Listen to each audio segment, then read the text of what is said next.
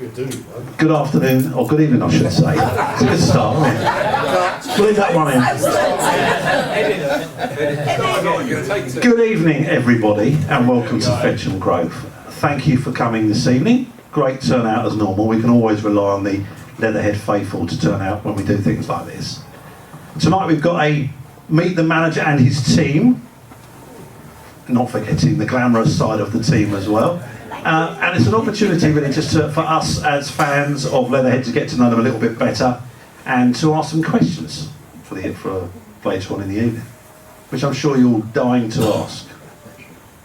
Yes? Yeah. Come on. You've got to give me something back here, come on.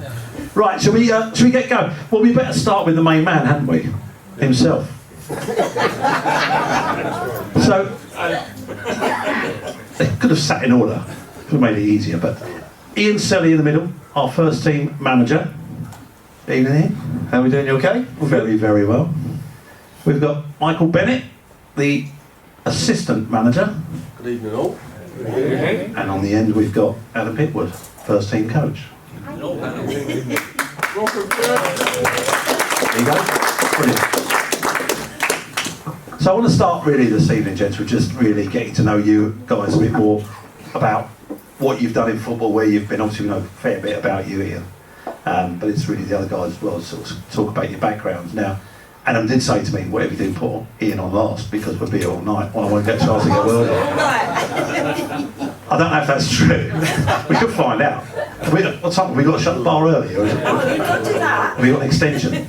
We'll be all right. So, I'm going to start with you, Ian. Yeah, all right. So, let's talk and go back, really, your footballing career. Very good career as well. Played professional. Where did that all start for you? Well, I played for a local team in Cobham, actually, called Asst United, from sort of the age of probably 6 years old going through to 15. I got picked up by Arsenal when I was 11 years old, and I went up there during the school holidays for the trials and stuff. So it was hard work, you know. It was pretty ruthless. How it was back in those days. We used to go up on the holidays, stay in a hostel in London, where there was one guy looking after 30 kids that were sort of basically from England, Scotland, Ireland and Wales. So yeah, it was hard, but yeah, it was a good club, Arsenal. They looked after us and went through the process of going through schoolboy academy into the first team. So yeah, I'm really sort of lucky that I was part of a good squad that won some trophies, but at the same time pleased and proud of myself that I did the journey. And your stats for Arsenal, because there's no doubt you're going to know every goal you scored. He didn't. I only scored 2. So. I've seen one of them on the internet actually. So games played for Arsenal. I think the Wikipedia's incorrect. I think it was 60. 60 games for the first team. Yeah, that was in European games, cup competitions, and the Premier League. And 2 goals. And 2 goals. And one of them was quite important, wasn't it? Yeah, so the goals I scored in the European game, so a little bit special, yeah. Brilliant. And your career at Arsenal, did you get injured at Arsenal? Was that from? I did. We had a good season in 93-94. We won the European Cup, I won the League Cup, and the the League Cup and the FA Cup. And the following season I broke my leg against Leicester in a tackle. So yeah, the good side of the football, being a professional footballer, is when you're playing and you're fit, but then when you're injured, it's a rough ride. You know, I was out for 2 years with that one. Wow. So I had a lot of complications. Had septicemia in my shin when I got a pin put down it. Yeah, it was quite. Looking back, it was a bit of a rough ride, that one. But I'm happy that I came through it and got fit, and then got sold to Fulham straight after that. So and then redid it again, which was twice as hard. Wow. So who was your manager at Arsenal at the time? It was George Graham, and then Bruce Rioch, and then I had 6 months with Arsene Wenger. He was very, very good. Was he? The philosopher. Yeah, well, everything changed. You know, it was with George. It was about the social side of it, enjoying yourself. There was no real social media back in them days. You could get away with murder. But when Arsene came in, you know, the booze went, and everyone took it seriously. Looked after themselves with their diets and stuff. So, but no, we had a good time. You know, we had lots of highs at Arsenal, winning trophies. We had a good time off the pitch as well, and I was lucky enough to be a part of a good strong group of lads as well, and really enjoyed it. And you were quite young in that team. You were quite young, weren't you? I was, yeah. I made my debut when I was 18, just turned 18. So we went before the season started. Actually, went to Norway for a pre-season trip, and you go on these trips as a young kid expecting everyone to be super athletes, and actually it was basically a big piss up. That's pretty much how it was. It was a bit of a team bonding type thing. We did play football over in Norway as well, but most of it was about getting on the beer and getting to know each other. But you did have Paul Merson and Tony Adams in that team. It's hardly a surprise, is it? We did have a good drinking school there, yeah. Yeah. Ray Barley, he still likes to drink now. And you went to Fulham, and who did you play for under Fulham? Who brought you? It was actually Ray Wilkins, who was the manager with Kenny Keegan, just sitting as a director of football. So I knew Ray from the under-21s with England. He was one of the coaches there. So I played a few games for England. Got on well with Ray, he's a great guy. I learned a lot from him as well. And I knew when Arsene Wenger came in, we had big hits coming to Arsenal. Then there was Vieira came in, Petit came in. We had Anelka, all the big hits from abroad were coming into the club. So my time was sort of limited. So I had a year on my contract, negotiated what you probably call a golden handshake to leave. Arsene was very good. He said I could stay and be part of the club, but I wouldn't get many games. So I decided to take the gamble, and Fulham were on the up. I think they were Div 2 at the time. Our 5 was the backup. We just signed Chris Coleman, Kid Simmons, and I thought it was the right move. And I think it was because they got promotions in, but unfortunately, I think it was on my 4th game, I broke my leg again. Wow. Yeah, so it was quite tough, that one. And was that the end of your career at that point? No, I had a 3-year contract, so I was out for 2 years with that one. It was a stress fracture just above where the previous fracture was. But I did get fit for probably around about sort of 8 months back in the contract where Paul Bracewell took over. I didn't really get on very well because we were both midfield players, always competing for the same position. We both didn't like each other, so I knew the writing was pretty much in the order. And then after Fulham? I actually went to, I think it was Wimbledon. Yeah, Wimbledon. Terry Burton was the manager at ex-Arsenal. I actually went there on trial for sort of 4 or 5 weeks, done really, really well. And if I'm honest, I signed the best contract I'd ever signed with Wimbledon. They were dishing out some big contracts, and I signed a contract there for 3 years. But again, the club, after a year and a half, were going under. They couldn't pay players. My contract sort of consisted of my basic, appearance money and goal bonus. So if I played and scored, it was in them days a decent amount of money. So they couldn't afford to play us. So ultimately, I sort of sat there, went on loan to Southend 3 or 4 times, enjoyed it there. It was one of those really that I was desperate to play, but at the same time the financial head was on it, so if I stay here I can earn X amount, which isn't probably the ideal way of looking at it, but at the time I thought that was the correct thing to do, and that's what I did. I then went from Wimbledon to Woking for 8 years. It's different though if you're a footballer, isn't it, because you haven't got that secondary income. Yeah, it was full time, and it was. I think that the club had overspent on Mickey Thomas as well, the ex-Arsenal Liverpool guy. He came in, he was on big money as well, and obviously we knew each other, and we was basically in the bomb squad for 2 years. There was probably 6, 7 of us trained on our own. We'd come in Saturday mornings into David Lloyd, have a workout in there, and that was our weekend over with football. They didn't want us around the first team change room. Wasn't allowed to watch the games. Basically, we were doing Monday, Tuesday, off Wednesday, Thursday, Friday, early Saturday morning, and that was us done. And then you dropped into non-league with Woking. Yeah, I went to Woking when Glenn Cockrell there was the manager, and he was a good guy, Glenn. A little bit basic in what he did, but I had an opportunity to go to Stevenage before Woking, but I'd heard the stories about Graham Wesley and decided that he probably wasn't for me. So, and obviously being a local Woking lad as well, went there. It's probably one of my most enjoyable times really. I had 8 years there. And we've still got the lads that were there. We're still very, very close now. We've got a WhatsApp group, and there was always banter flying about. But it was full time. It was local to where I lived, and we had a good time. We had a good team. Okay, let's just touch on your management, the start of your management career. So you obviously finished playing football, but what was the first part of that journey for you? Well, I was going to Kingstonian's Academy and doing 2 days a week there with Hamsley actually. Just to get me on, and then Woking asked me to do 2 or 3 days at Woking as well with the academy boys, and really enjoyed it. It was I was very, very quiet back in them days, so it was quite hard for me to take a chat with boys in the changing room. It's quite hard for me to sort of be vocal on the pitch, but sort of over time, you know, I really did enjoy it. And I got that fixed through the coaching side rather than the playing side. I was still playing part-time and there's some good money playing, but it was the coaching side of it I'd really look forward to doing. And then I think after a year of doing that, we approached Arsenal to see whether they had any roles going within Arsenal, and they said there was an opportunity in Dubai, Oman and Greece. So at the time Greece, the country, was not doing so well. A lad called Scott Marshall, who played with Arsenal, he was running the Oman site.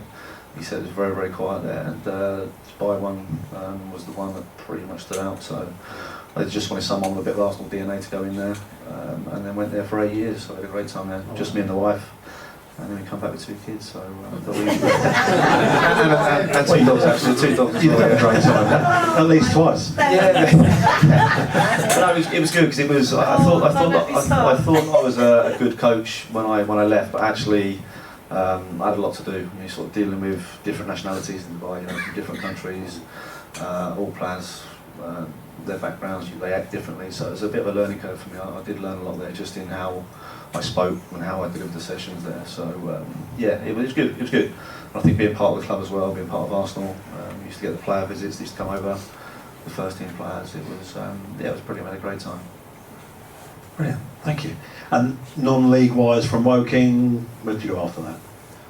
Woking, I sort of dotted about a little bit. Hamilton, Waterlooville, went to Croydon at the time where there was a lot of stuff going on, a lot of Baroque stuff going on with the cricket and that. And, yeah, I think they were spread betting on a certain ball and a certain over. Everyone was lumping lots of money on it. But yeah, it was. Yeah, I sort of dotted about to probably 8, 9, 10 clubs. Kingstonian is another one that I went to with Dowson. So, but yeah, it was sort of. I knew my time was coming to an end. I knew that I could play, but the legs were going, the injuries were sort of catching up with me, you know, so I didn't get sent off at all up until the final year of my playing time, where I was getting frustrated and, you know, I lost my head a couple of times, but up to that point I'd never been sent off.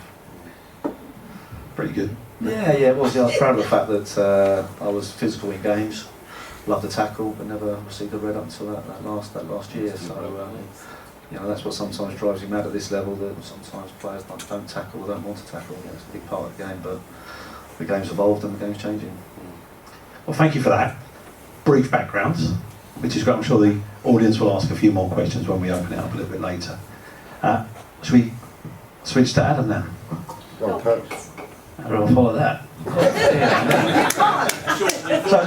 So let's talk about football first. I have to make an assumption that you've played football, but not all coaches have. But have you played football, and at what level? Yeah, I have played football, and it all started here, believe it or not. Leverhead under 10s, out the back. Came here in 1989 till the age of what would have been under 14s, where I got picked up by Mill. Sort of similar process to Ian. Then I went through the schoolboy process and signed my first pro contract with Mick McCarthy, who was manager at Mill at the time. So yeah, some good times there. Left there, ended up going to Crystal Palace under Coppell for a little bit, Steve Coppell.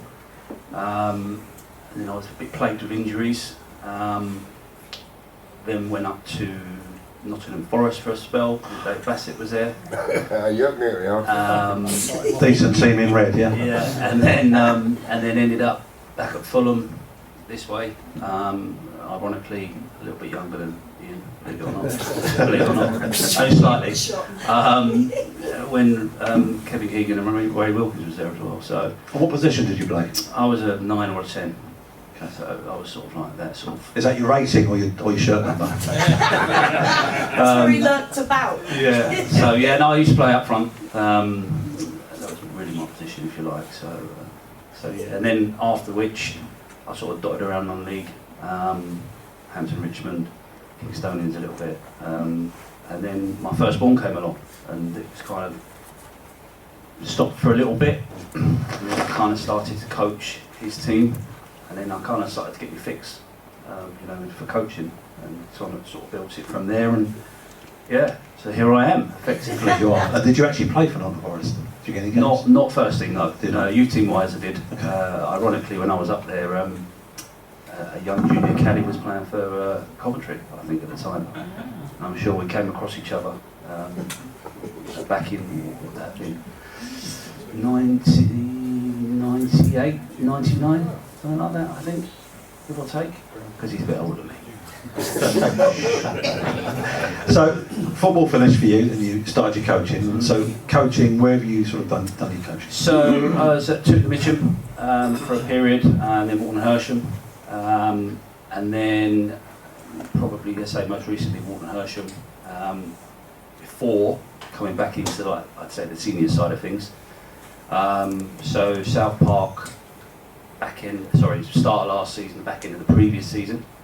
And then I joined these guys at Westfield in February this year, sort of, trying to push for that promotion, which wasn't to be in the end, but we had a good time of it, right?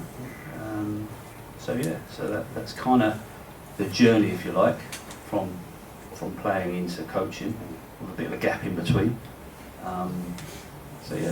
Good. Thank you. You're welcome. Thank you. Isn't it good to find out a little bit more about what you see? Nottingham Forest, that's it, he's my best mate now. Michael, your turn. Hello, good evening all. As you can see, I'm the older one of the bunch. He's confident. So I'll go back a little bit longer than these two. I'll go back a lot further than you, so don't worry. So, same questions for you really, Michael. So, did you play football? Yeah, my youth career was, I spent at Brentford for a few years. Didn't make it as a pro there, so I moved into the non-league scene. Played in and around this level for many years. Played for some teams that are currently in this division. The team we're going to Saturday, I played for Harrowborough for a while. Played for Southall for a while, and also played for Hayes and Yedding before they were Hayes and Yedding. Yeah, played for both of those clubs. Right, okay, cool. And coaching? Yeah, I started quite late coaching. I coached for many years in the Brentford Development Centre for 10-12 years. And then around 2018 I was asked to go into Chertsey, which was on the management team, which was the year we won the league and won the Vase at Wembley. And the season after, that's when I first met Ian, and we've sort of been together since. Brilliant. It's very quick, very well delivered, I have to say. Thanks for confidence, isn't he? He's got a good voice. I have to get him on the radio. Well, in terms of introduction, thank you for that, all three of you. It's good to get some background and know where you've been and what you've done. So it's great. Are you happy now for us to open the floor to people? Yeah? Okay. Are you going to do the honours? I'm going to I'll go. pass the microphone around. Yeah, you're happy to do that. I know. Go for it. Go for it. So Who's got a question? I do. Ah, Princess. I do. She is allowed. I'm allowed. Yeah, Just wanted to say that these guys are the best management team I have worked with, apart from themselves. But I just wanted to know how you view the importance of a physio in your setup. It sounds like a job interview. Feel free, let's Princess, you've got the job already. Yeah, but I just need to know. Take mine on. Also, the physio is very important, and I think it's having someone that you trust. Obviously, we take the lead off the physio in terms of how long players are out injured, what their rehab schedule is like. Even though the player might not be with us, we need to make sure that player's doing work off the pitch. So, it's important, you know. And I think Princess has fitted in pretty well at the moment. At the moment, you get the bag. I think that's your performance review done. Yeah, I think so. That means you get the stack on Saturday, so we're all good. Brilliant. We're So, fine. who else has got a question? Stick your hand up so David can see who's there. Richard. of course I've got questions. Yeah, I've written them down. It's called being prepared. Obviously the fan base is different this year to what you had last year. So obviously a couple of months in or so. What are your impressions of the club and the fan base so far? Yeah, the club's been amazing. I think coming from Westfield and Chertsey, it's we've played against you guys quite a few times in the past, and I think we always had that impression when we come through the gates. There's a lot of volunteers everywhere, and it felt like a Woking type club to me. Sort of the volunteers that are here, the way the pitch is, and the way the setup is. I think we've got a good thing going here. I think that was one of the reasons why when we got offered the job, we wanted to take it. Because the Leatherhead had ambition, they had good support, they had great facilities.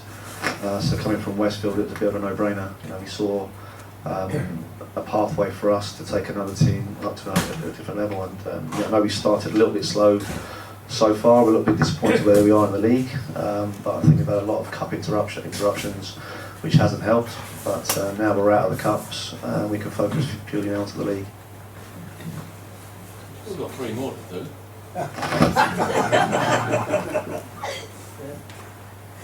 Okay, I'll carry on with another question then. So obviously we see the new signing that we got yesterday.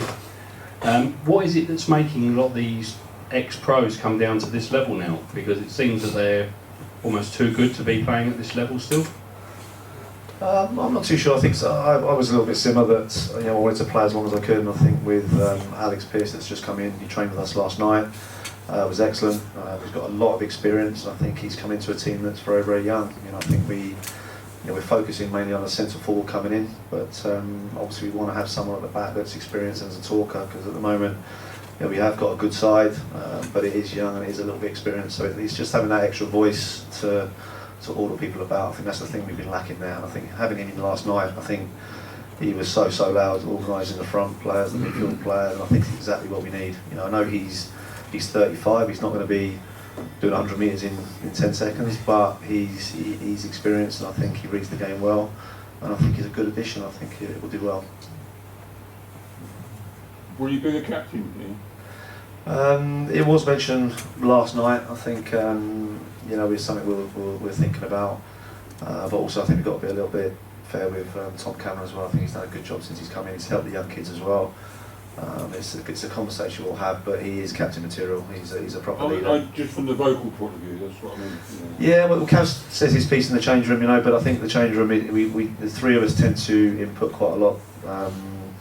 We're motivating the team and talking to the team, so we want the team to get to a point where, like we had at Chertsey, like we had at Westfield, where the dressing room runs itself. And at the moment, we're in a good place, but I think having that extra experience in there will help the young players out and get it to where we want it to be. So, I think his addition coming in, the experience he's got, I think the young players will look up to him. And even last night at training, I think players have done their research, and I think we're a little bit in awe of him as well. I think he's a proper character, which is exactly what we need.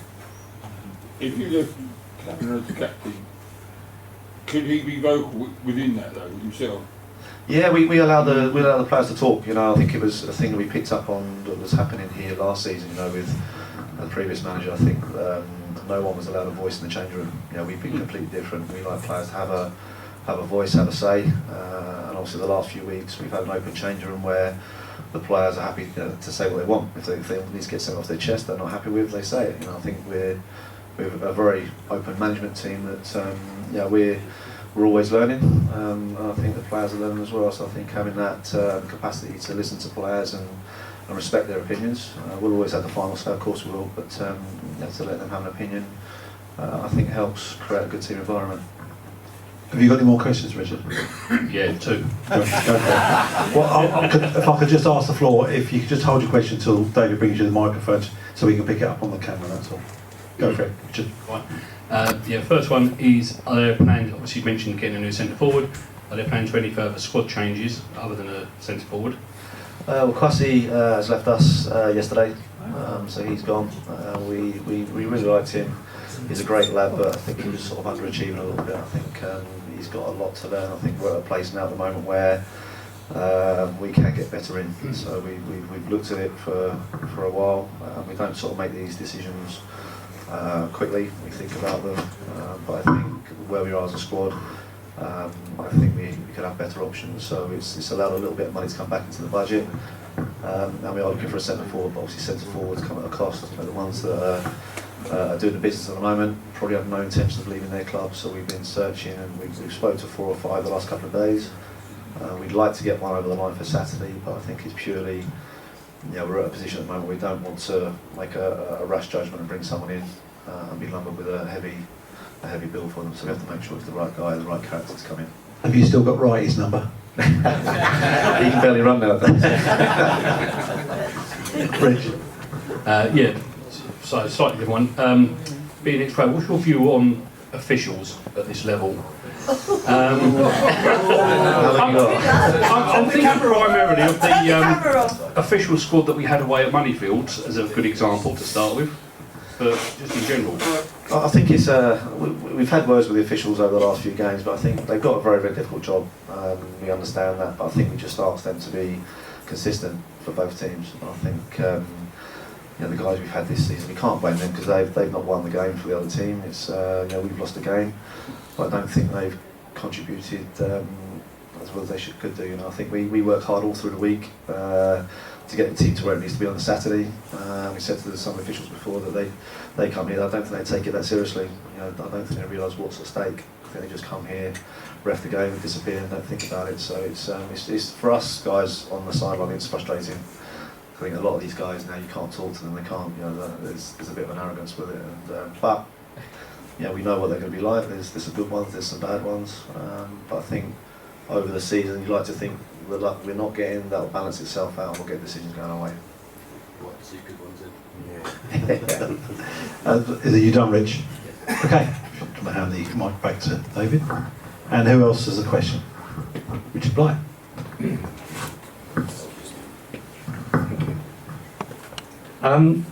I've noticed that I know there's a problem regarding scoring goals. One of the things I've noticed, they seem to take too many touches.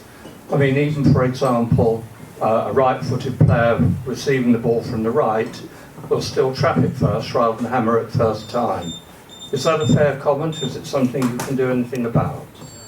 Yeah, that's a fair comment. We're not scoring enough goals. I think the front line is very, very young. I think they're still learning. And we had conversations with them in the past. I think they sometimes look to get the perfect goal. They want to put it in the top corner, where sometimes if it's bouncing around, you just got to smash it. If you miscue it, it's going to go flying in the top corner anyway. So it's, they're good lads in training. Some of the finishing is unreal. Like we see them on twice a week. The sessions that we do, most of it is geared around shooting at the moment, obviously for obvious reasons. But I think it's purely maybe a little bit of lack of experience sometimes when they have a better option to pass, that someone in a better position. They're not quite doing that at the moment. So it's something we've noticed for a good 3 or 4 weeks now that we have worked hard on. I do think that it will come. I do think they will start scoring because we are a team that do create chances. We like to attack and get bodies forward. But at the moment it's just not happening. But I think the lads are working as hard as they can, and we're helping them and guiding them. It will happen. I think it's just a matter of time now. I was very friendly at one time with Mark Cox, a Great Britain tennis player, and he said the thing that they were taught most was to have a thing called relaxed concentration, not gritted teeth determined this mustn't fail, but relaxed concentration. It's much more successful, I find, at tennis, and I'm sure it applies to any other sport too. Yeah, I think it does. I think we've never put any pressure on the players to score goals. We've always been the guys that said if you get in that position you miss. We don't care if you hit it 50 yards over the bar. It doesn't matter. You've got in that position to take that chance on. So we've never piled any pressure on forwards to score goals. But we do talk about stats and the chances they have. How can they convert? I think D at the moment is the only one really that's scoring. And D does a lot of work in the 18-yard box. I know he does a lot of running outside of that, but his main goal is to score inside the 18-yard box, and he's probably one of the best finishers in the division. So we need to make sure that we don't pin our hopes on him. He needs help from wide areas, he needs help from midfield players, from set pieces, from centre halves. So we do work very, very hard. We've worked since the summer. Obviously we've created a whole new team by Kenny Beanie. Obviously he's injured. Obviously Ollie Cook's the only other one that stayed so far. So it's been difficult. It's been difficult for some targets we haven't got, but we've worked solidly from June to try and get a good team, a good competitive team together for this division. And I think at the moment we're not far away. Just 1 or 2 additions to that will make a big difference. Last one. Last year, the only other one I think who stayed from last year was Trey Masakini, who I really personally rated, and I sponsored him. Can you tell us why he left the club? We love Trey. You know, I think he was a great lad. He's a great lad in the changing room. He's got a lot going for him. He's very, very quick. But when we sort of looked at his stats and how he's performing, again, I think he was one that wasn't taking it as seriously as he could do. I think we do put a lot of time and effort into it. We don't get paid for it technically, we get expenses. But we expect players to show the same as well. You know, that they care for the club and care for how they're doing. And I think Trey, you know, I can remember 1 game or 2 games, actually Lancey in the first game of the season, he done very, very well. He played well against Palace down here. But I think apart from that, we're looking at, you know, has he assisted anybody? I think maybe 1 since the time he was here. I think his shots on target were almost non-existent at times. This isn't me being negative to Trey, I think he'd tell that himself. So I think we sort of looked at it again, he was on big money. We felt that we can get someone in that can potentially do better. And I think that's probably what it is at the moment. We're looking at what we have, and if a player was to come along that we feel will benefit the team, then we'll happily add them to that and maybe a huge one for that to keep them in the budget. So it's, yeah, that's the hard part of the job. You know, when you have to tell players that they're not wanted. You know, I've been rejected before as a player, and it's terrible to when you get that news. So it's not easy, you know, because a lot of the lads we have here are very, very good lads as well. So it makes it even harder. Thank you. Okay, next question. Gentleman in the middle. Hi guys. I just wanted to know, in sort of watching like, we seem to be not always. We play some really good football. We've got right up there, and last minute we cut back. We're not getting the ball in immediate to the striker. I mean, you've got to give the striker a chance. And is that something you worked on? Of actually getting, you know, that thing. It's there now. That's the moment. There seems to be a hell of a lot of cutting back and coming onto the other foot and all that, and that's the same with shots on goal. You know, we've seen a lot of time when it's Adam, you're the coach. Do you want to comment? Yeah, it's a fair comment. I think if you've looked at our last 3 games where I think we've been quite vocal and, you know, we all agreed we played pretty well up to that point, and then at that point, effectively, it's kind of where it breaks down.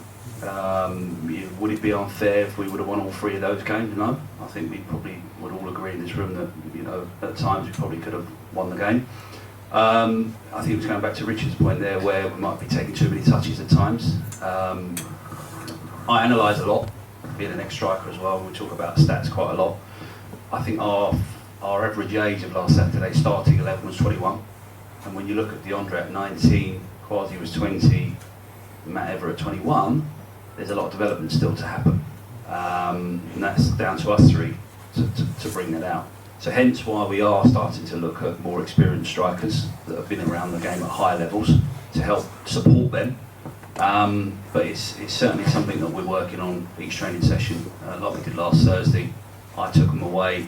I did a focus group purely on different patterns and what we do, and not to turn down opportunities to get the ball in early, for example, because younger players these days, I think that they can dwell on things, and by the time they choose or make that decision, the chance is gone. So, you know, it's as frustrating sometimes for us as it is for you, but ultimately we all want the same thing. So we're all trying, you know, to ensure that, you know, we come away with these victories. Ultimately, you know, 1-0 at half time. We know a slight mistake, slight error, they're back in the game. You know, again at half time we could have been 3 up, all for their keeper. And I think for me as an ex-striker, if I wasn't getting chances, I'd be concerned. But what we are doing is we are creating chances, we're just not taking them at the moment. And I think that, as Ian said, that will start to turn soon. Yeah, I think that showed on Saturday, because the goal that we did get on Saturday was excellent. But the excellent bit was first time delivery, and you've given the guy a chance then of getting it away. Yeah, that was my concern. That was part of the game plan on Saturday. I think we'd worked on that. We looked at how they played. They played a high line, so it was the we played with inverted wingers where they come inside and play that ball over to a running midfield player, and it worked to a T. So they are learning, they are understanding what we want. I think just it's taken a little bit of time now, but like Pitt said, we've worked a lot on forward play, gave them a lot of information, and it will change. It has to change because we've worked too hard for it. So I think they're a good group of lads that will stick together. I think having 1 or 2 experienced boys in that group will definitely help, and things will change quickly. Thank you. Thank you for that. Questions? Put your hand up if you've got a question. Come on, you must have a question for any of them. Derek? Hello. You got your hand Can I up? just stop you? Simon's got a question. Oh, sorry, apologies. Sorry, let's Give yeah. him the microphone. Hey, your microphone. Well, I'm a little, maybe a bit deluded, but I am really encouraged by what I've seen so far. And it is a young team, and you three are here, but I'm really impressed. I think that there is so much tenacity amongst the team, and nobody seems to be ducking their responsibilities. And to a man, I've been impressed, and the only thing is that we haven't had the results that I felt that we sort of deserved. Each time that I've seen, I've not been to very much, but it seems that it was sort of gone either way. It could have gone. We were just sort of. I felt we were a bit unlucky, and so I'm very positive. But what I worry is that, not worry about. What I wonder is that this year we'll win the league. This season we'll win the league. We're going to go up. We're going to be very positive. We're going to be the talk of the town. I'm sure of it. What will you guys do then? Because you're going to have a lot of attention on you. And do you think you guys will be here in 3 years' time? That's a good question. If Arsenal came in, probably not. No, listen, we looked at Leatherhead, and our thoughts were of taking Leatherhead in step 3. So that was that's why we come here to do that, and I'm confident to say that we still will do that. We've done well in teams in the past. Leatherhead's a perfect club. It gets lots of traction. It gets good support. Like I said before, it's a great club. And we are trying as hard as we can. Since the summer we've not stopped. And it's affected my business, what I do. Yeah. But I'm addicted to making sure this club.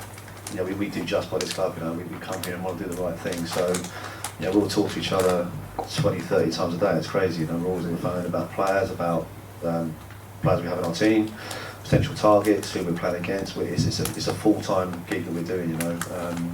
And hats off to these guys, because sometimes I'm in the car quite a lot. They'll always get a phone call every 20 minutes about this, that, and the other. They always answer. But no, it's not quite ticking at the moment, but we're geared to get into the playoffs and get promoted. So it's looking good, I think. It is. I think we played a lot of good stuff, and I think we mentioned it before that the last 3 games we haven't won, but actually on a different day we could have walked away winning 2 of the 3 of those, and all of a sudden we won 3. Leatherhead are the best team in the division at the moment. Where it's just at the moment it's not quite fired that way, but it will. Because the lads work too hard, we work too hard for it, and we'll give everything we can to turn it around. And we're not far away from it. I think if you look at the league, 2-3 wins, all of a sudden you bounce up. I'm very positive. Yeah, and we are as well. And the players are. They know they've not quite got over the line the last 3 games, and if they're hurting as we are, we've been all moody, and I've almost got divorced about 5 times this week. but you take it home, and it affects you. If we've lost, that'll affect me till the next game. And you have to get to a point where you try and pick yourself up, and you've got to make sure you motivate the team that they're ready. So when we come in on game days, it's a completely different positive scenario that we're going to win. And we're trying to install that belief in the players. And I think just having Alex coming in, he's an ideal person for us to go in and motivate the change room as well, and we'll get there. It's hats off to you for that post-match interview. Afterwards, when you can tell you're feeling like shit. Yeah, it's hard. I think as a player, I struggled when we lost as a team. But then there's always a game around the corner where you can change it around, and you can. We'll always analyse ourselves after a Saturday. Whether could I have made a better talk before the game at half time. I know these guys do the same. Could we have changed the warm-up? Can we make the warm-up better? Did they start slowly? How were the second half? Why did we start slow? Or why did we start fast? And you sort of dissect the game into pieces, and you try and pick out things that can help for the next game. So, it is difficult. It is hard because obviously we've all got family lives and we've got jobs that we do. But this is a passion of ours that we want to make sure we do the right thing. I said to these guys and the players after the game on Saturday, we played a team from the division above, and if they were far superior to us, you hold your hand up and say, yeah, they were a lot better than us, but they wasn't. They wasn't. For 60 minutes, I thought we controlled that game and outplayed a team from the division above. You know, the guy come on, had 2 touches, scored 2 goals, which was, you know, it's unfortunate. But as I say, if they were far superior to us, then we hold our hand up, look at ourselves and go, well, we're in trouble here. But they weren't superior to us. Thank you. I think Derek wants to ask a question, then we'll go to Roy. You alluded onto it a little bit. It seems to be like a second half syndrome. When I come up with the second half, it's nothing like the first half. They played fantastic in the first half. Come out and it seemed like they lose their shape a little bit and you know, a bit lethargic. You know, it is noticeable. Yeah, I think that's where maybe a senior player, when we go out to the dugout, a senior player that's in the change room will help sort of motivate the players as well. You know, sometimes having a young team when we leave the changing room, you know, when you've probably got Cavs in there and Ollie maybe and they're not big talkers, but I think having a couple of senior lads in there will definitely help. I don't know why we've tailed off a little bit in second halves, because the lads are fit. We haven't particularly changed the way we've gone about it in the second half, the teams we've played. You know, it's just something we are looking at. You know, whether we're so intense in the first half, it takes a little bit of steam out of some of the players. Maybe that could be it. I don't know, but I think you have to be realistic as well. So we are step 4. We're not the Premier League. You know, Premier League teams, that happens to them as well. You know, Championships happen to them as well. So it's not just as happening to us sometimes. It happens for all the divisions. Yeah, it's something that we definitely looked into, that we want to make sure second half they last the full 45 minutes, 50 minutes. Well, get a win, because winning breeds winning. It does, yeah, but that's it. I think you know, I think someone's going to be on the end of a spanking soon. I like to think that's going to be the case. You know, you know, like I say, it is coming. I think the lads are doing some good stuff, and you know, I think things will change quickly. But you know, like I say, we are working around the clock to look at players. We are working with the players we have. You know, I know Pitt speaks to the lads individually as well, how they're performing. I think, you know, we offer them a lot, and I think it's time for them now to offer that back to us, you know, in their performances in so many games. Just on that point, just picking up on that, I think in the second half in particular, there's not many games, if any, I can think that we've been in a comfortable position, like 2-3-0 up. So I think sometimes in a young group, a little bit of inexperience and naivety kicks in, and things they might do things a little bit more erratically than they would have done in the first half. Whereas if we go in at half time against Hastings 2 up, 3 up, probably been a different performance second half. And I think that just comes with experience and game management. So that just some things that we notice as a management group, that picking up on Alex and some senior players, that they'll help bring that to the pot as well on the field. Yeah, no, we'll forward to it. Rod, behind you. Rod report.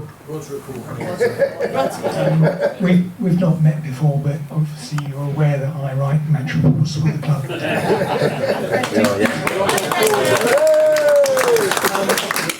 Do you or the players read that stuff, or do you just try and ignore it and just get on with it all? I read it. I'll be honest, I read everything. Sometimes I shouldn't read it, but I think I do, because it helps motivate me to make sure next time, if it's not going the right way, that we get it right, you know, because obviously it's important what you guys think, you know, it's important you guys believe in what we want to do here, but I will read the Facebook messages individually, whether I like it or not is another thing, but sometimes, you know, if the team's not performing, you're not winning, then you have to look at, you know, what's been said. You know, I've always done that as a player. I've been told not to do it, but it's a part of me that I will do it and read it. And are you aware of the players? Do the players read? I think some do. Yeah, I think some do. I think sometimes with some comments, obviously, it will affect younger players. You know, I don't think. Trying to learn my lesson. Everyone's got an opinion of what's happening. You know, everyone has a different opinion of what's happening. You know, sometimes I read stuff and I think, I'm not too sure where that's come from. Sometimes I read it and think actually that makes complete sense because that's what I feel as well. But yeah, we're all football managers in the room. Everyone's a football manager, you know, and everyone has an opinion on players and performances. So yeah, I think you know, obviously people can write what they want, but I think you have to be a little bit wary sometimes that young players will look at that. I'm not saying it affects all players, but some players that may affect, especially when someone's been individually criticised for something, you know. But everyone's allowed their opinion. It's what football's about. I'm getting the feeling that Rod's worried about his car tyre here.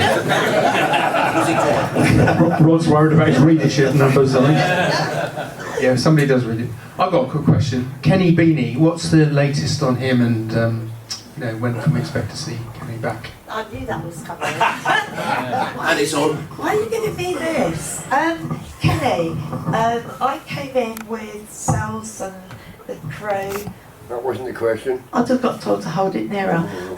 So yeah, Kenny's injured obviously from last season. He's been doing really well. I've assessed what's going on. Thank you to David and the Leisure Centre over the road, because we now have a hydrotherapy programme and a gym programme that he is now working with. I'm hoping he actually ran for the first time last week, so I'm hoping to bring him back through with some running, some strengthening work, and hoping to get him back onto the pitch before Christmas. But apart from that, yeah, he's doing really well, and obviously the Leisure Centre hookup is invaluable to what I do. I know Sel's love me to bits anyway, but you know, if I say he can't play, Sel's does not argue, he's really good. But yeah, all well with Kenny, we're on target for Kenny. Can I go now? He's desperate to get back. You know, Yeah, he is. I don't know the guy very well, but he's desperate to get back. Yeah, he is, and he has done everything that I've asked of him, and more, and he's done amazing.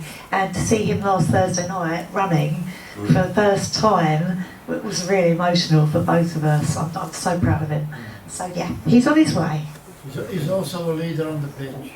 I beg your pardon? I was just saying he's also a big leader on the pitch. He's amazing. I've been told a lot about him, and obviously I've seen him when I've been with other clubs, and yeah, he's going to be back with you guys very, very soon, and I'll just work hard, my best, 150%, otherwise I'll get earache. But yeah, he'll be fine very soon. Thank you. Any more questions?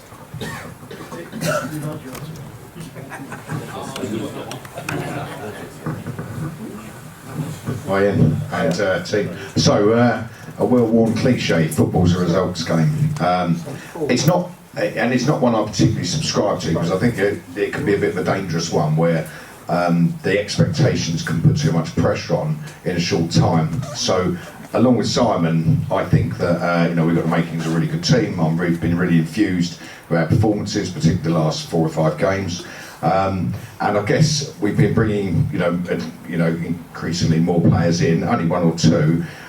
The thing I suppose I wonder is, when do you think you'll have a time when you're kind of fairly content with what you've got and try and get some consistency? And I'll just say, one of the reasons I say that, I've been watching non-league football a long, long time, and I remember about 15 years ago going down to Folkestone when Neil Cugley was manager, and they had the best defensive record in our league by a mile, no big names at all in their team. And when we looked at the programme, 28 games in, their back 6, 1 to 6, barely missed a game between them. So that consistency and everyone knowing their jobs, I think is a huge thing, particularly in defence. Yeah, I think what we don't want is a revolving door where players are coming and going all the time. So we're conscious that we do have a new squad of players. I think probably 18, is it? 18, 19. But obviously we want to. It is a results business, and what we can't have is not winning games. Because we won't be here for much longer if that's the case. 3, 4 games down the road. If we're not winning, then there'll be questions asked. So we have to make sure we give the team and ourselves the best opportunity. So if it means to bring in 1 or 2 that make a difference, we'll have to do it. But what we don't want is to have the clubs we've been at before. We've never had a high turnover of players. We've used the minimum amount of players, and I think that's the best route. I think because obviously, if you rotate 5 players a month, all of a sudden it's a completely new team 2 months, 3 months down the line. So we want to make sure that continuity is there and that we have that team bonding, because we spent a lot of time with the group, getting closer, and they are getting closer. You know, they are all new, but you know, like I said before, and I keep repeating, having experienced players within the group will make that a lot stronger. So yeah, the answer to your question is obviously it's a results business. We want to win, but we don't want players just keep coming in and going out the door. So it's something we've been very conscious of.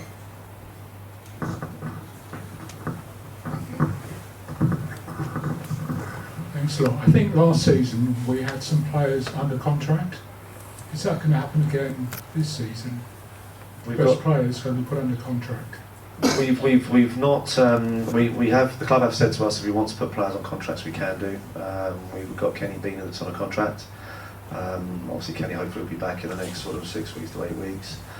We just put Kane Fitzgerald on a contract as well because you know, as I said to the board when we came in, that he will be one of our best players. And I think ability-wise, Kane is excellent. You know, I think we spoke about Alfie Huckle. Obviously, he's very young Alfie.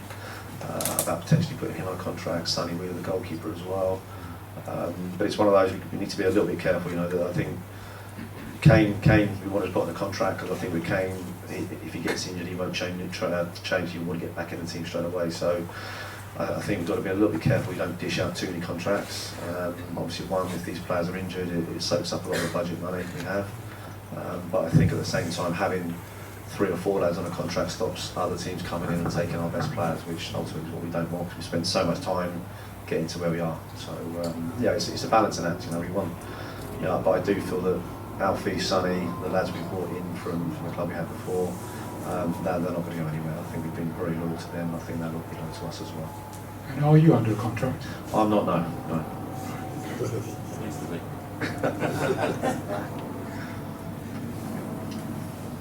I'll ask a question if you don't mind. Whilst you lot think about the next question for me, I'll give you some time. The league this season, obviously you were in the league last season with Westfield.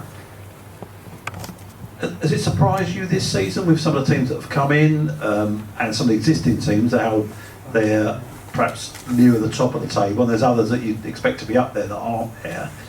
Does it look different this season from your perspective to last season? I think it's a lot harder this season. I think, you know, if you look at the likes of Farnham and Race Park, they've got huge budgets, and this is, you know, I think Farnham probably got 2-3 times what we have as a budget. So I think there's probably 10 teams in our league at the moment that have got a potential to get into the playoffs. I think, yeah, we just have to make sure one of those is going to be us, you know. So yeah, it's a difficult league. There's some good players that have dropped down because of the finances in the division. And it is a lot harder than it was last season. You know, I think there's some of the top teams that were the Rains Park Bell, they've not started great themselves, but I think over time, I think that the bigger sides will gradually funnel to the top.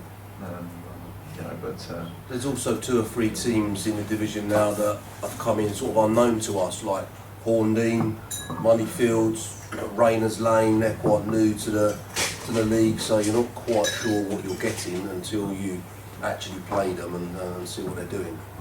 I think anyone could beat anyone. I mean, if we look at last night as a prime example, Ashford where they're at and Kingstonians are where they're at, who would have thought that would happen? So, you know, I think anyone can beat anyone in this division, to be honest. And from historics, I personally don't think the league really takes shape until November, December.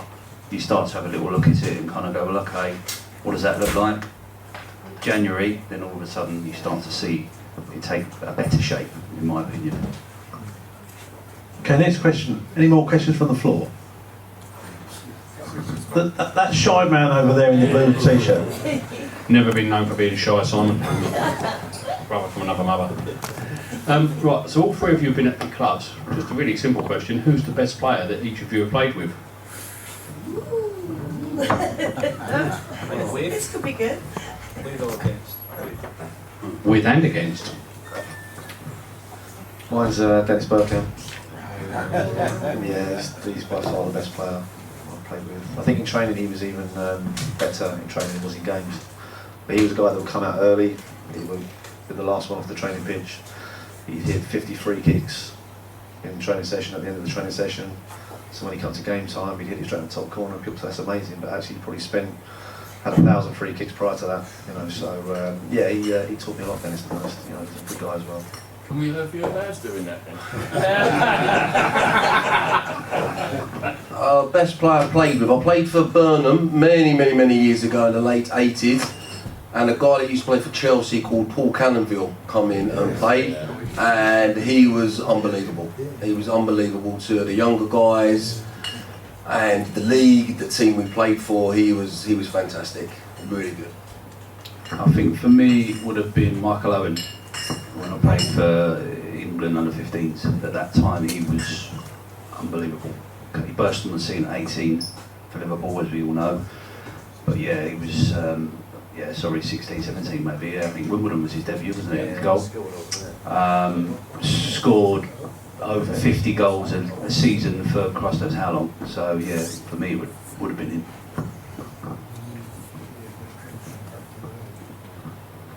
What about against? Against probably Maldini. Played in the we won the European Cup. Then the following season we played in the Super Cup. We played them at Highbury, where we drew 0-0. We should have beaten them, and then we played at the San Siro and they beat us. I think it was 2-0. But Maldini was playing, and Baresi and those sorts of guys. So proper 90s legends they were. Yeah. Good luck. You'll like this one. I played in a pre-season friendly once for Hounslow Town against West Ham, and Liam Brady was playing, and he was by far the best player I've ever seen on the football pitch. Okay, so again, I would probably say Rio Ferdinand when he was at West Ham. Back then, centre half. It was a Rolls Royce, obviously, you know, when Leeds. Did you think it was him walking in then? Just been out for another fag. Very similar, actually. Yeah, so Rio back then. I mean, some decent names there, aren't there? Yeah. Well, they're no John Robertson, are they? Let's be honest with you. Anyway, any more questions, ladies and gentlemen? Back in a minute. Cheers. Just wanted to ask about last week's game at Moneyfield. Obviously, disappointed we lost, and we sort of we had a man sent off.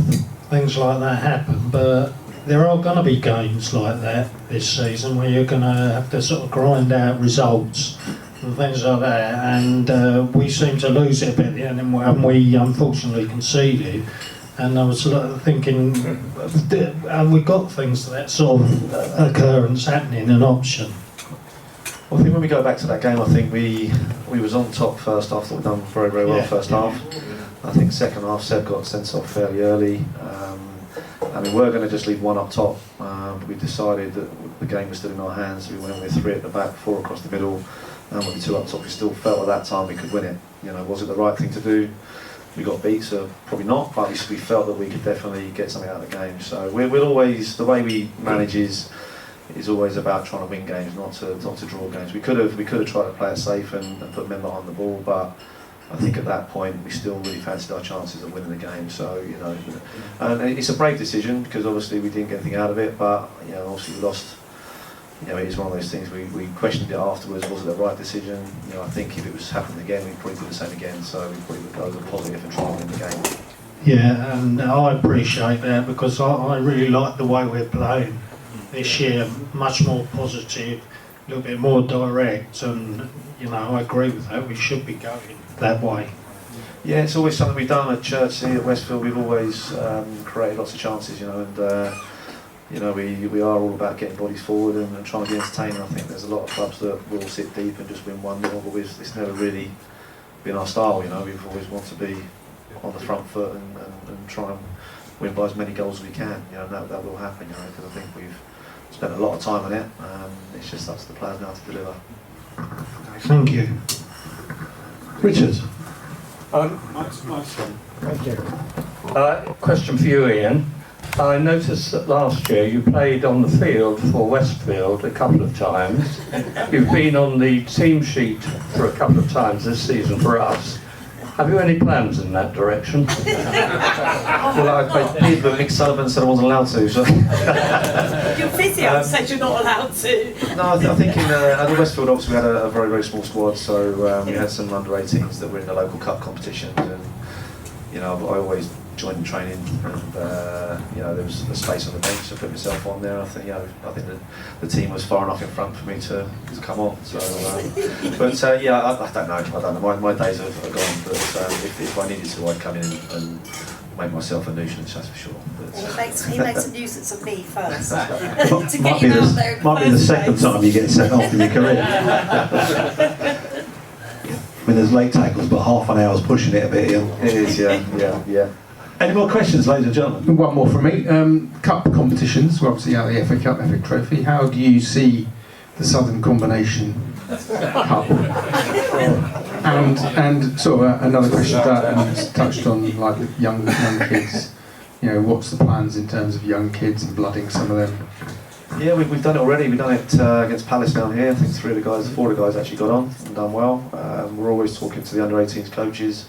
And it's something again we've done at Westfield. We've brought the under-18s quite a few times to fill spots on the bench, but also in the local competitions we've given them plenty of game time. So it's always something we've always done. I think it's important.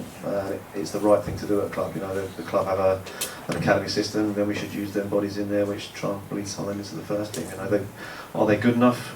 Not too sure. They're very, very young, but I think it shows that we're trying to do the right thing by the club and using some of the 18s. And over the season, I'm sure you will see some of those guys on the bench for league games. I think it's not just for the local cup competitions. We're going to need them if we have injuries or suspensions, and we will dip into them every so often. I think we had Leo make his debut away at Sevenoaks in the FA Trophy, so hopefully one of many. Any more? Come here, David. What, you again? You again. Just talk about the under-18s.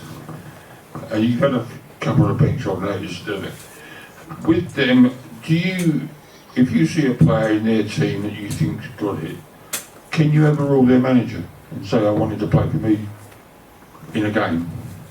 I think we probably could do if we wanted to, yeah, obviously. I mean, could the manager say no? They could say no, yeah. Yeah, we had it. You can argue with that. We had it a little bit at the start of the season, didn't we? Where we sort of we wanted to introduce some of the guys into the team photo, but they were training at that particular time, and it was a no. So I think that gap has to be bridged between those guys, and there's got to be a little bit of trust in there. But I think for them, they're trying to obviously sell the next load of spots for next season for their 18s, and I think if we're pushing boys into the first team, they can definitely see a pathway. I know there's a lot of clubs that don't entertain the 18s at all, or the 23s. So I think it's the right thing to do to try and bring some guys in. Most of the guys are local guys, and if they're good enough, they'll come to the team. It's as simple as that. I think age is just a number. But you couldn't say, I want him this Saturday. We could do, and I think they would say yes, but ultimately, we don't coach those boys day in day out. If they have a big game, potentially they might not release them, but I'm pretty sure if we had a game here, obviously Saturday, that we wanted someone that they would let them come. Any more? You just mentioned like the young players there. Can we get a microphone to you first? You just mentioned young players there and youngsters local area. And that. What are your thoughts on Mark O'Hay? Yeah, we really like him. Obviously, Pitt sent him at South Park last season. Again, he is a young lad, but he's done well for us. I think his game time the last couple of weeks has been a little bit limited, but he's someone we definitely want to keep hold of. I think within a couple of seasons he'll be a very, very good player, and I think so far with us he's been excellent. He's a good lad. He always works hard. Runs a lot. Runs a lot. He does, yeah. And with Marco, he's a difficult one because he's where we put him on the pitch. He's not a winger. We don't really see him as a number 9, so he's somewhere between sort of an 8 and a 10, sort of floating in behind the front two. But we have played him wing back to a point. He's done well there, so he's very capable of playing different positions. But we're not too sure exactly what his best position is, if I'm honest. Just quickly as well, is Anwar sort of fully fit now? Are you playing Saturdays? Yeah, he was away. He was away for 2 or 3 weeks, so he's come back. He's fully fit. He was excellent training last night. I thought he was good here as well at the last game, and he's a big part of our plans. When we played Hayes and Yedding, we chucked him in as a left back, and he's the best player on the pitch. So he doesn't moan, he gets on with it. But obviously we want to see him destroying teams at the top end. I think he'll be very influential for us this season. Hopefully he'll start contributing some goals as well himself. I think he's one of probably several players that we've only probably seen 70% of at the moment. You know, I think we're a firm believer that he's got so much ability that once he clicks, he could be quite unstoppable. And he's still only a young lad as well, so a lot of potential. Any more? One at the back, one at the back. Are you happy to talk about some of the players individually like that? Yeah, of course, yeah. In Tim, is he like just lacking a bit of confidence right now? What do you think his performance is a little bit? Oh, he's gone, is he? Oh, my apologies. Sorry, mate. Ignore that. And the other one, the young right back with the blonde hair, is that Jeffrey? Jude, yeah. Is he still in? Yeah, he's still in. He seems to have a banging long throw on him. And I don't know whether you noticed, and this is probably going to be one of the most petty things you're going to hear tonight, but in the second half, once he's warmed up, they go about 10 yards longer than they do in the first half. Can't we just get him to warm up a little bit? Not a joke. Some clubs have got set piece and throwing coaches, but unfortunately we haven't got one of them. Well, just, you're right. Just get him warm up. You're right. You're right. Been promoted. I do that every 15 minutes. If he goes running down the line and stands in the corner, We'll get him to warm up with the doing linesman. nothing, Yeah, you know? Any more, ladies and gentlemen? No? Hang on.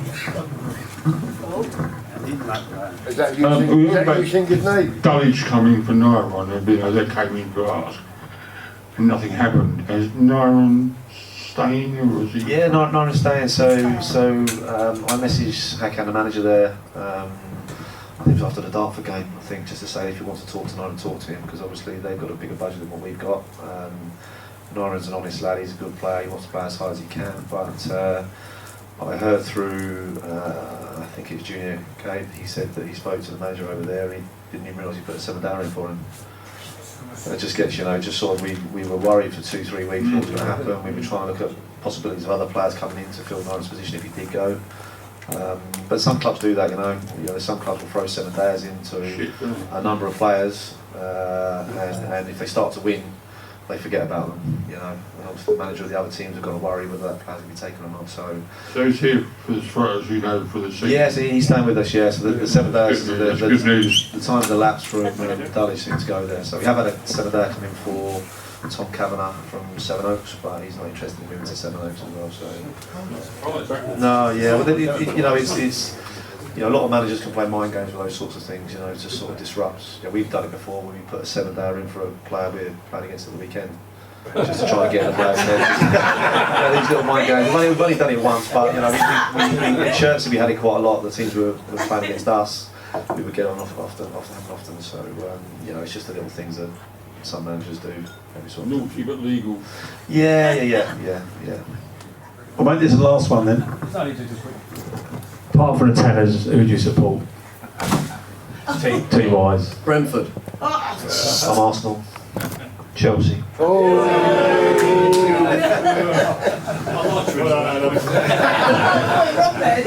And on that note, thank you, Adam, Ian, Mike, thank you very much, and to Princess as well. Hope you enjoyed this evening. Before we finish, whatever, yes. we're going to ask Ian to do the supporters club section. I thought he was going to ask him to sing. We're going to do the TSC raffle Do not do in that. front of everybody. And while we're saying thank you, can we thank Simon for facilitating that this evening? Great job, Simon.